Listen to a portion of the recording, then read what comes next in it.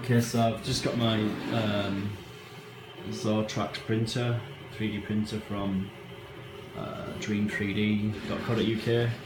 The reason why I'm making this video is not to advertise for them particularly. The service was great, I've not got a bad word to say about them, but more because there's no videos on this quality of this printer, in English hardly anyway, on YouTube.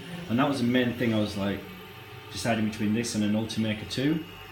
I watched a lot of videos of first prints with the Ultimakers, and to be honest I wasn't that impressed with that robot. It looked a bit straggly and poor, and everything I saw that came out of the Zortrax on YouTube, even though a lot of them weren't in English, the actual quality of the print looked amazing. So I know there's not as much of a community about this printer, it's harder to find information out about, but I thought, what the hell, I'll take the risk. And to be honest, it's absolutely amazing. Can't fault it. Like, well, the one thing I can fault is the spool holder. I brought this when I was trying to fit it, snapped the tab off the back, so that's what's actually printing now. I've got my own Thingiverse, downloaded a new one. The actual original is printed anyway.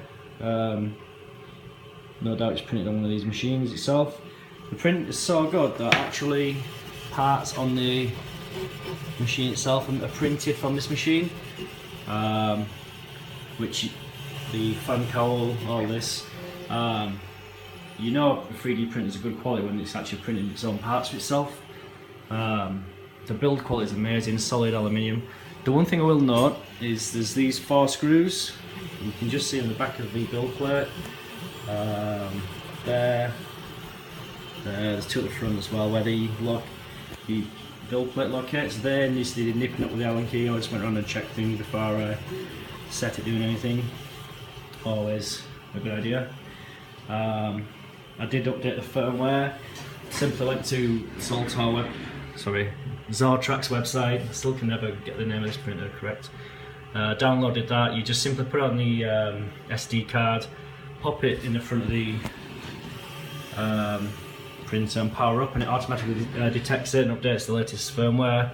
Simple. I can't imagine anything easier. Got downloaded the latest version of the Z Suite. Now this is where I at first was a bit upset, because I just hit download, as you do with most software, click to install, and it wouldn't even launch. I was like, the Mac version this is. I was like thinking, what the hell? It's just failing every time I try to launch it.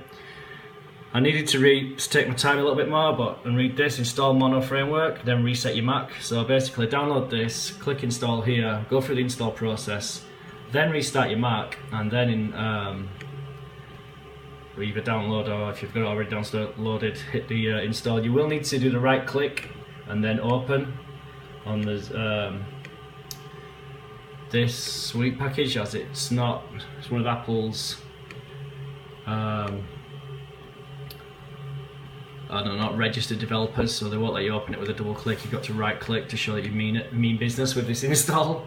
But yeah, I mean, Z Suite, there was no information about Z Suite. So basically this is kind of one of the other things I wanted to show in the video. It's super easy to use. I was really impressed with it when I actually got it installed and running. It just drops your product, your I think it was an STL file, straight into the build area. You click save settings if you're happy with the orientation. You can orientate it using these tools here at this side.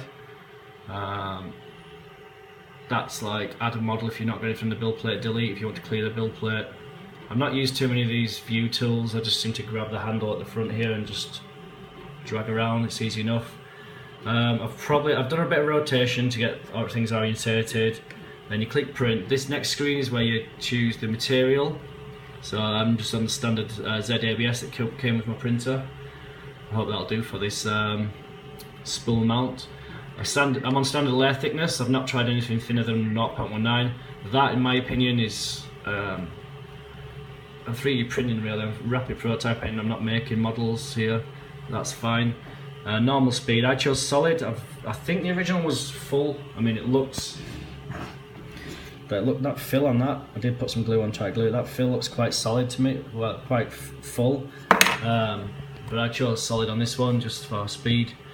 I left that as default, standard default, fan to auto. There is advanced settings if you want to take a quick peek.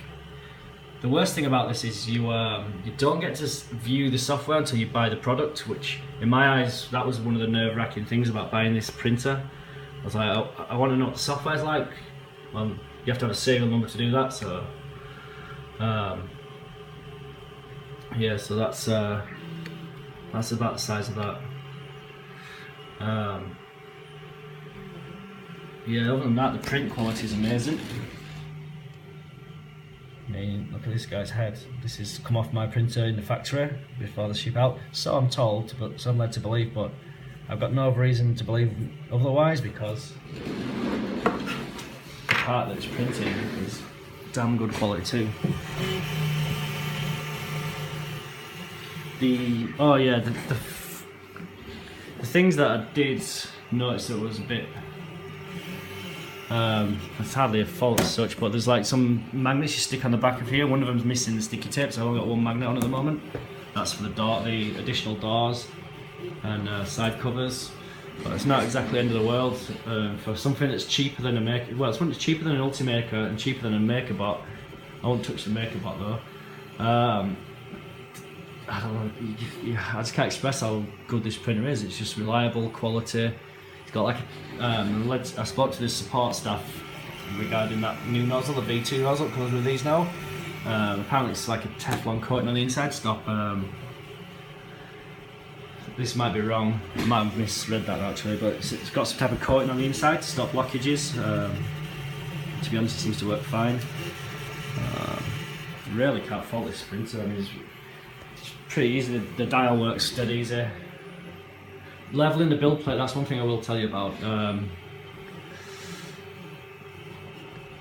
The one thing I didn't like about the MakerBot, which I have had getting rid of because it just doesn't work. The build plate quality is really accurate with the three. It's like triangular, so you got one at the front, two at the back.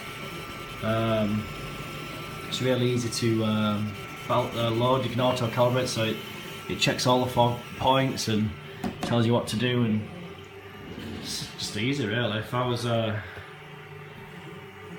buying a 3D printer in the market for one, which I was, and I now got this one, I can't think of any major reasons not to. It prints ABS, no PLA. I don't know if that's going to be a problem, but I'm looking forward to trying out all the other variants they do of this material.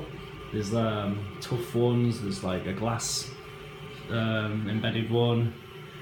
So I'm going to be doing some like rapid prototyping over the next few days for machine parts. I'll probably do another video coming up with more information really. So that's about the size of it. Can't really think of any other information needed. But yeah, drop us a comment if you want to know any more information about this 3D printer. Cheers.